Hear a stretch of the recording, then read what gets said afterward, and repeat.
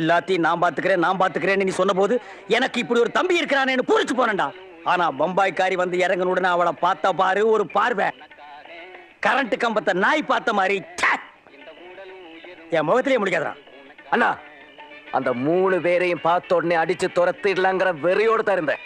ஆனா அந்த பொண்ணை பார்த்த உடனே மைண்ட் ஸ்லிப் ஆயிடுச்சு. உன் மைண்ட் பார் விளையாண்டுது, அது ஸ்லிப் ஆகி கீழே விழுந்துருச்சு. நீ பாப்பனாக்கும் பழைய காரிகளை பார்த்தாலே பம்புவேன். பம்பாய்க்காரி விஷயத்துல உன்னை நம்புறேன் பாரு, என் புத்திய கலட்டிட்டு அடிக்கணும்டா.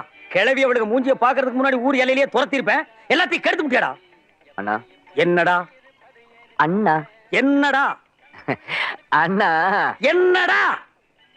அக்கா ஓடி போனா தப்புதான். ஆஹா, மாமா கூட்டிட்டு ஓடினாரு, அதுவும் தப்புதான்.